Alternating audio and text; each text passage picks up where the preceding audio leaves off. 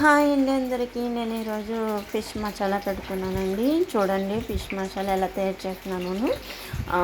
కొత్తిమీర అయితే నేను ఒక కట్ట అయితే వాష్ చేసుకొని పెట్టుకున్నానండి. అలాగే 2 ఉల్లిపాయలు తీసుకున్నాను అన్నమాట.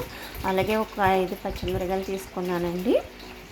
ఇంకా గరం మసాలా, కారం, పసుపు, సాల్ట్, జీలకర్ర తీసుకున్నాను అన్నమాట. ఇవన్నీ కలిపి ఒకసారి మిక్సీ అయితే పేస్ట్ అయితే చేసుకోవాలండి. కిందలకు పైన పేస్ట్ అయితే చేసుకోవాలన్నమాట. నేనైతే వాష్ చేసుకుని ఫిష్ ఘాట్లు అయితే పెట్టుకున్నానండి. ఇదిగో ఇలా అయితే పేస్ట్ అయితే చేసుకోవాలన్నమాట.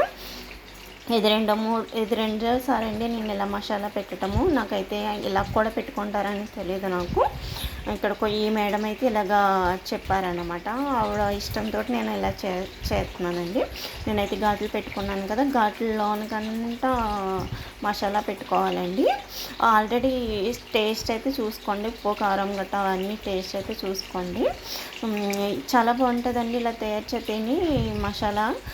తినలేని వాళ్ళు కూడా ఫిష్ తింటారన్నమాట. చూడండి చాలా టేస్ట్గా ఉంటుంది. కానీ కంపల్సరీ అయితే ఒక 1 అవర్ అయితే ఫ్రిడ్జ్లో పెట్టుకోవాలి. 1 అవర్ 30 మినిట్స్ అలా అన్న ఫ్రిడ్జ్లో పెట్టుకోవాలండి. ఫ్రిడ్జ్లో పెట్టుకుంటేనే ఆ టేస్ట్ మసాలా అంతా చేపకి పట్టి టేస్ట్గా ఉంటుంది అన్నమాట. నేనైతే ఫ్రై చేయనండి, అంత అలా తినేటప్పుడు ఫ్రై చేసుకుంటారనమాట. నేను మసాలా పెట్టేసి ఫ్రిడ్జ్లో పెట్టేసి వెళ్ళిపోతాను అనమాట అండి. అదండి ఈరోజు నా వీడియో కనుక నచ్చితే లైక్ చేసుకోండి. బాయ్.